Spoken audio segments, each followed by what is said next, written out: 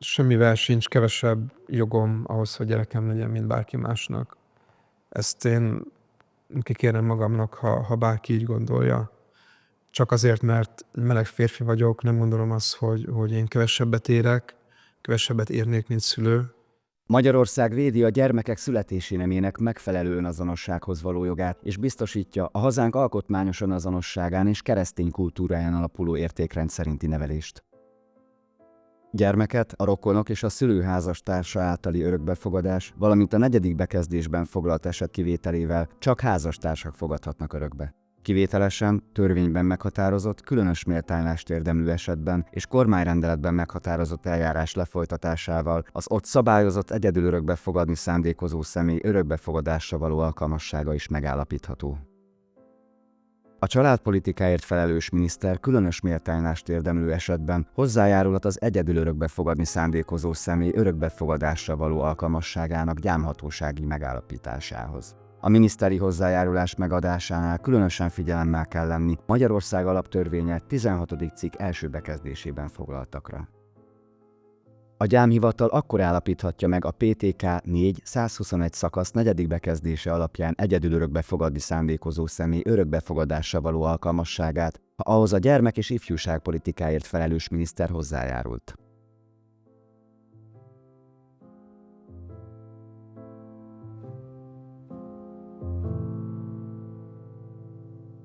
Én Dani vagyok, és 35 éves. Nagyon szép gyerekkorom volt, minden nyáron le voltunk passzolva a nagyszüleimhez. Aztán az 1 hónap nagyszülős Balatont mindig egy németországi 1-1,5 hónap követte, amikor elmentünk édesapámat meglátogatni, aki a 90-es években végig Németországban dolgozott. Nálam nem kellett figyelni arra, hogy készen van-e a házi feladat, hogy másnap dolgozatot írok, hogy a diák önkormányzat elnöke voltam, aztán egyetemre mentem, hogy lediplomáztam, hogy lett 2 diplomám, most csinálom a 3.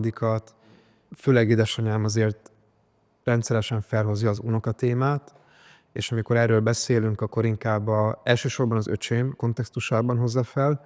Öcsém 1 évvel ezelőtt nősült meg, nemrég költöztek saját családi házba, ahol vannak plusz hálószobák is, tehát ott adja magát a közeli jövőkép, és ezzel párhuzamosan nő édesanyámnak is az izgatottsága, de hogy a jövőre nézve nem érzem azt, hogy bármi elvárás lenne velem szemben. Tudják a szüleim, hogy bízhatnak bennem, hogy bízhatnak a döntéseimben, és nekik az a legfontosabb, hogy boldog legyek. Aztán, hogy nálam felmerül-e az unoka kérdés például, vagy nem, az azért egy jó kérdés, mert erről már néhány éve nem beszélünk. Hogy miért nem, az nem tudom. Én sem hozom fel, de a szüleim sem hozzák fel. Én inkább meg vagyok könnyebbülve, hogy ez így nem merül fel az én kontextusomban, hogy milyen tervek vannak a jövőre nézve unoka szempontjából. Egyszerűen elszomorítana, hogy bele kellene újra és újra gondolnom abba, hogy hol élünk ma, milyen körülmények között élünk, és a körülmények alatt azt értem, hogy milyen jogszabályi környezetben élünk ma Magyarországon, hogy mennyire lenne nekem nehéz meleg férfiként a baba téma, de most sajnos nem a gyerek az első, és úgy érzem, hogy nem rajtunk múlik, nem rajtunk múlott. Szerintem először, körülbelül 25 évesen gondoltam arra, hogy majd milyen jó lenne egyszer egy gyerek. Úgy voltam vele, hogy akár egyedül is szívesen belevágok mondjuk egy örökbefogadásba. És talán ezek voltak az utolsó alkalmak, amikor beszéltünk erről otthon, hogy mondtam is szüleimnek, hogy hát lehet, hogy egy roma kisgyerek lesz majd az egyik unokájuk. Egyszer így végig is vettük édesanyámmal, hogy legalább 5 olyan családot ismer édesanyám a faluban, ahol van örökbefogadott gyerek. Tehát nem is lett volna ez egy teljesen idegen koncepció. Amikor ugye ez megakadt, az ugye ez a 2021-nek de rendkívül turbulens időszaka, ott a nyár, ősz, ugye születtek olyan törvénytervezetek, meg aztán el is lettek fogadva az országgyűlésben, amelyek lényegében úgy éreztem, hogy az én utamat ellehetetlenítik. Legalábbis a lehetőségeimnek a nagy részét ellehetetlenítik. És emiatt bennem azt hiszem, hogy elindult egy ilyen védekezési mechanizmus, működik egy egy olyan reflex, hogy inkább beszélünk arról, akár a párommal, hogy miért oké, hogy nincsen gyerek. És biztos vagyok benne, hogyha egy másfajta Magyarországon élnénk, most 2024-ben, akkor egészen másfajta beszélgetéseink lennének. Inkább beszélnénk arról, hogy jövőre vagy 2 év múlva költözzünk-e nagyobb otthonba, akarunk-e gyereket, mi legyen a neve, ha lehet választani, hány gyereket szeretnénk, hogyan oldanák meg a nyári szüneteket, stb. Tehát akkor inkább ezekről beszélgetnénk, mint a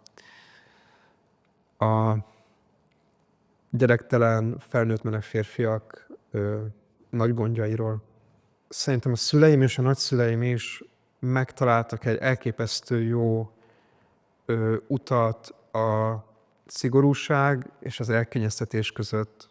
Nem volt minden megengedve nekünk, de mégis soha nem éreztem azt, hogy valami nagyon meg lenne tagadva tőlünk. De ez nagyon sokat segített abban, hogy olyan, nem tudom, jó emberekké nőjünk fel a testvéreimmel. Belegondolok, hát mind a kettőnk családja is olyan, hogy inkább csak jó zsaruk vannak, úgyhogy valószínűleg el lenne kényeztetve a gyerek ilyen-olyan téren. Ha mondjuk arról beszélünk, hogy nem tudom, édesség, vagy még egy játék, hasonló. De a nagy elkényeztetés közben talán néha kondulna egy harang a fejemben, hogy ezt most nem kéne. Amire viszont jobban figyelnék, és szerintem ebben nem voltak olyan jók a szüleim, hogy iskolaválasztás, meg hogy hogyan tanulunk. Főleg az elején, tehát amikor még mi választunk a gyereknek, és nem ő magának, hogy mi az, ami jó lehet hosszú távon, amiben érdemes fektetni, mert az aztán el tud dönteni egy életet. A középiskolát már én választhattam magamnak. Erre is talán ezt én is máshogy közelíteném meg. Tehát inkább lenne az egy beszélgetés, mint hogy rá van hagyva a gyerekre. Engem elvittek a szüleim úszni általános iskolás koromban, középiskolában tollaslabdáztam, színjátszóköröztem, tehát arra figyelnék, hogy a gyereknek is legyen lehetősége hasonlóban részt venni.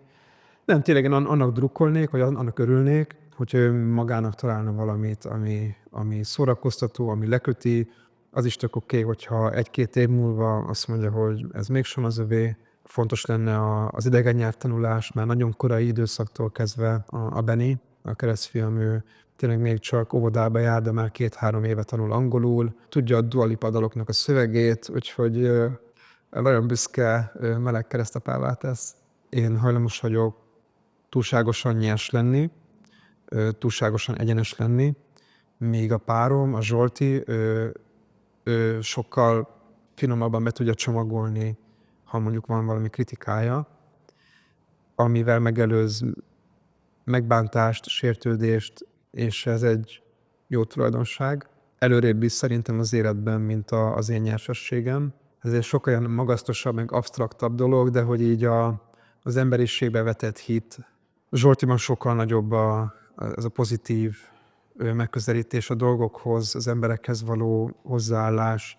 Jobban örülnék, hogyha a gyermekünk, a gyerekeink is inkább az ő szemléletmódját vennék át, mint az enyémet. Vannak a családban olyan családtagok, akiknek soha nem lett gyereke. Más lett az életük, igen, de nem érzem azt, hogy ők ettől kevesebbek voltak, vagy kevesebbek lettek. Az én apai nagypapám, ő 50 éves volt, mikor édesapám született. És akkor ez azt üzeni, hogy sose késő szülővé válni. Ez néha eszembe jut. De aztán az is eszembe jut, amit apa szokott mondani, hogy neki olyan volt, mintha a nagyszülei nevelték volna. És azt se akarom. Csak így sokkal inkább burkolózik sötétségbe, hogy milyen lesz majd mondjuk 15 év múlva, vagy 25 év múlva, mintha lenne gyerek. Van egy narratíva jellemzően, amit követünk, ugye, hogy jó, akkor majd iskolába jár, érettségizik, tanul egy szakmát, vagy felsőoktatásban megtanulni, és így tovább, és így tovább. Lesz majd diplomaosztó, lesz majd esküvő, így, hogy nincs, lehet nem lesz, így ezek a mérföldkövek, ezek így nincsenek előttünk. Ha szabadjára engedem a fantáziámat, akkor abszolút ott van a gyerek, ott vannak a gyerekek, és hogy a gyerekeim boldogok, akármilyen utat választottak maguknak az életben, és ez a legfontosabb. Azt is gondolom, hogy jó szülő lennék, jó szülők lennénk, és